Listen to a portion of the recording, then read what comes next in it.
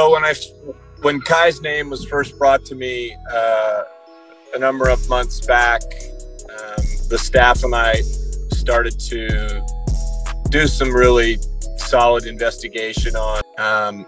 And when we saw, initial film of him, I immediately, and the coaches and I were immediately excited because he's got a really solid feel for the game. He does the little things within the game already that those types of things you can't really teach. You can try, but when you see elite players already possess a really solid feel for the game, as coaches, you get excited about it.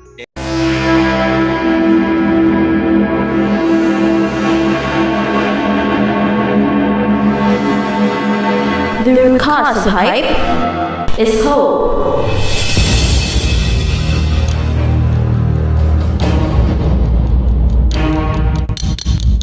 Isa na namang kagulat-gulat na araw sa inyong lahat.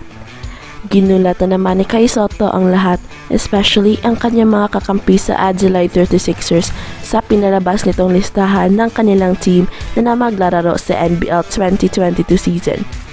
Dito nakikita natin ang lahat ng mga players ng bagong team ni Kai Sotto, at si Kai Sotto pa ang pinakamatangkad hindi lang sa Adelaide 36ers pero probably ay sa buong liga ng NBL Australia. But before that, meron po tayong pag-giveaway. Get the chance to win this brand new iPad just by watching this video from start to finish without skipping. At pag-aabot na tayo ng 100,000 subscribers ay ipamimigay na namin ang aming napakagandang giveaway. Gusto mo bang manalo sa ating promo?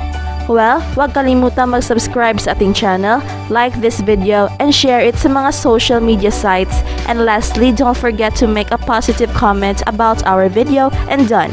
You can be the lucky winner. But wait, paki-subscribe na rin sa ating bagong channel na may sports balita para sa mga mahilig sa sports, hindi lang sa basketball. Peace out! Ipinalabas na ng Adelaide 36ers ang listahan ng kanilang team na maglalaro para sa 2022 season ng NBL Australia. And at first glance ay mukhang napakaseryoso ngayong taon ang Adelaide 36ers sa kanilang lineup facelift pagkatapos ng isang disappointing season last year. At isa sa mga bigating players na bago sa lineup ng team ay ang addition ni Kai Sotto, isang Pinoy phenom na kilala sa kanyang height and multi-skilled game. Kai Sotto being one of the most recognizable additions sa team for many reasons. Unang-una, dahil sa kanyang race na hindi kalimitang naglalaro sa NBL Australia at iba pang mga liga sa buong mundo. Nasasanay kasi tayo sa mga imports galing America and Europe, at dito nagiging distinct ang paglalaro ni Kai Sotto sa NBL Australia dahil hindi siya galing America or galing sa Europa. Galing siya sa Asia at sa Pilipinas pa na although kilala bilang isang basketball crazy country, ay hindi naman kilala sa pagpapadala ng mga players to play sa mga bigating liga outside of the PBA. Although, the trend will start now, or it even started 2 years ago when Kai Sotto brought his talent to America to pursue his dream of becoming the first ever homegrown Pinoy to play sa NBA. And after that, ay napakarami ng mga Pinoy ballers na gustong maglalaro rin sa ibang bansa outside of the PBA. Nandyan na sina Thirdy Ravenna, Kiefer Ravenna, Deliano Brothers, and Lebron Lopez, Cholo Anuevo, and recently ay reportedly si Bobby Ray Parks na nasa Japan na to play for the Japan B-League, choosing to play as an import than to play sa kanyang mother team sa PBA. Hindi naman masama ang trend na ito for the future of the Philippine basketball as a whole, as long as walang natatapakang mga basketball stakeholders at maganda ang usapan ng bawat party. Then this is a good trend na dapat nating suportahan. Pero ibang-iba ang basketball journey ni Kai Sotto. While the others wanted just to play sa ibang liga, Kai Sotto is not settling for less. He might be playing sa NBL Australia for now, but still the ultimate dream is to play sa NBA. Being the first ever to do that distinction will also give Kai Sotto the history on his side. Sa ngayon ay napaka-excited na ng lahat dahil sa latest postings ng Adelaide 36ers na nandoon na talaga ang pangalan ni Kai Sotto.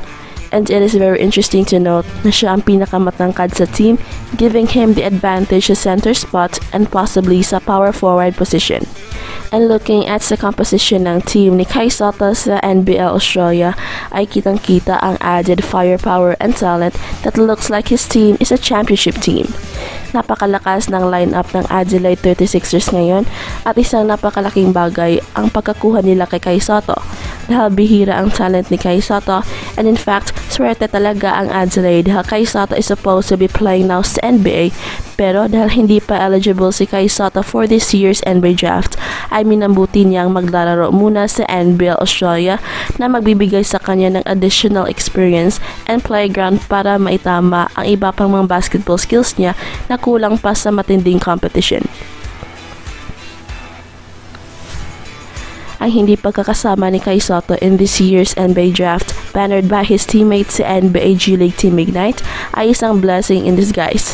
Dahil in a year or two from now ay lalo pang lalakas si Kai Sotto at siya makikita na ng mga NBA scouts ang lutang na basketball skills niya on that time compared ngayong taon na wala pa siyang napapapatunayan sa loob ng court dahil sa kanyang lack of time playing in a 5-on-5 official game.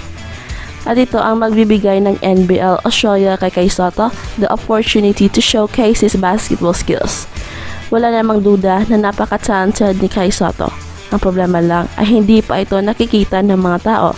Kai Sotto is one of the most well-kept secrets sa mundo ng basketball. Although marami nang nakakita sa kanyang galing, hindi pa talaga nagkakaroon ng opportunity si Kai Sotto to follow up his success noong naglalaro pa siya sa The Skills Factory, na kung saan he dominated the competition at meron pa mga times na tinawag siya ng overtime na the best big man in the country dahil sa kanyang insane height coupled with his insane basketball skills. And looking at sa kanilang present lineup ay siguradong magagamit si Kai Sotto dito dahil kung sa height lang ang basehan, siya na ang pinakamatangkad sa team.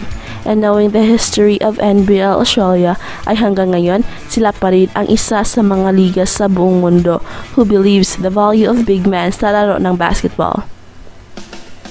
At yan ang dahilan kung bakit kahit sa NBA ay patuloy ang pagbibigay ng mga skilled big men ng Australia simula pa noon hanggang ngayon.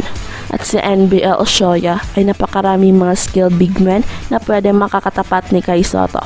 Pero his height advantage is very glaring.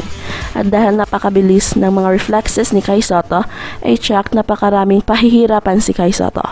In fact, damang-dama na ng ibang mga team sa NBL ang presence ni Kai Sotto and his possible domination sa liga.